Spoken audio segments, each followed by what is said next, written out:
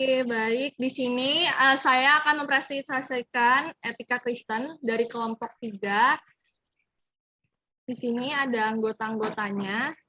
Yang pertama ada Saya sebagai Regina Arneta. Lalu yang kedua ada Muhammad Reja.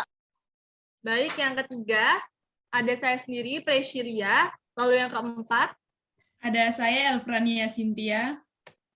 Baik, lalu yang keenam, Rima. Ada saya, John Filbert Matius. Baik, lalu yang keenam. Ada saya, Elisa Martito.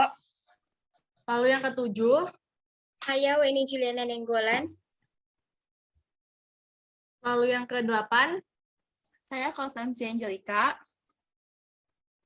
Lalu yang terakhir. Ada saya, Samuel Rizky.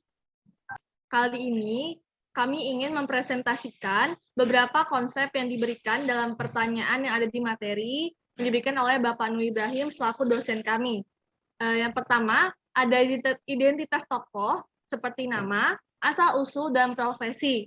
Lalu yang kedua, ada motivasi nilai Kristen yang mendorong dan mempengaruhi tindakan tokoh. Lalu yang ketiga, ada kontribusi nyata dari sang tokoh bagi kehidupan berbangsa dan bernegara di Indonesia. Oke, baik. Selanjutnya akan dilanjutkan oleh teman saya. Pokok bahasan yang pertama yaitu identitas tokoh.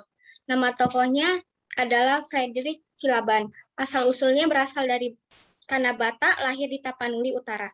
Frederick Silaban adalah tokoh Kristen. Ayahnya adalah seorang pendeta. Beliau lahir di Tanah Batak pada tahun 1912. Beliau merupakan arsitektur dari Masjid Istiqlal. Silaban disebut sebagai Bapak Arsitektur Indonesia dan sebagai Grace of God. Frederick Silaban menjadi juru gambar di Batavia, bahkan dipercaya sebagai pekerja umum di Kota Bogor.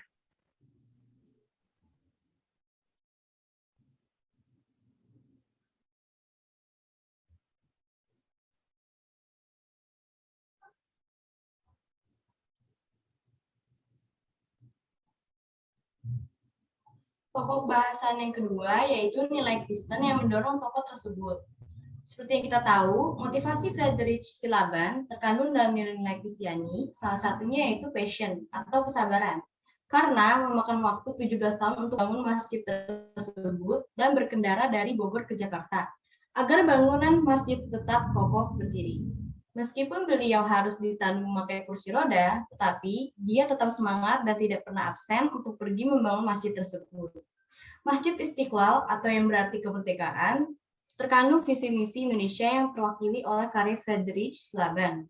Dikarenakan arsitekturnya mengandung iklim Indonesia, karena desainnya yang otentik khas Indonesia, seperti yang kita ketahui, beliau jalan langsung dari Aceh untuk mengetahui cita rasa potensi dan kekuatan Indonesia yang bersifat terbuka sebagai negara Pancasila.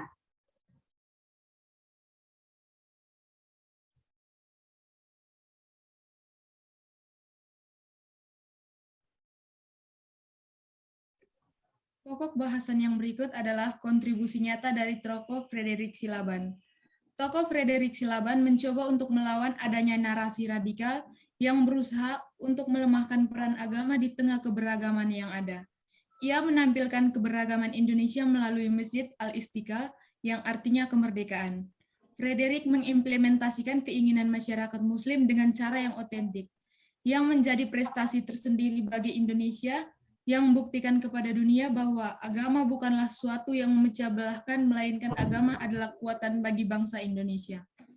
Kontribusi Frederick Silaban dapat dilihat dari dunia arsitektur di Indonesia berupa karya-karyanya yaitu Monumen Nasional, Stadion Gelora Bung Karno, Gedung Bank Indonesia, Gedung Universitas HKBP Nomensen, dan karya lainnya. Bapak Frederick Silaban disebut sebagai rahmat Tuhan karena ia menyikapi intoleransi dan fanatisme agama dengan baik melalui karya-karyanya.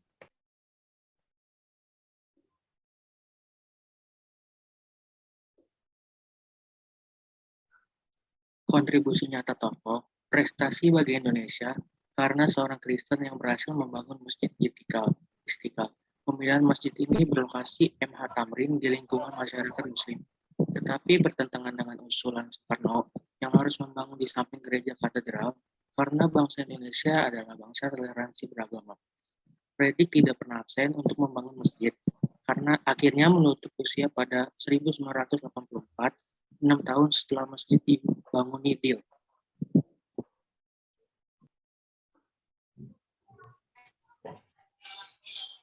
Baik, sekian dari presentasi kelompok kami. Jika ada yang ingin ditanyakan, bisa ditanyakan melalui kolom chat. Sekian.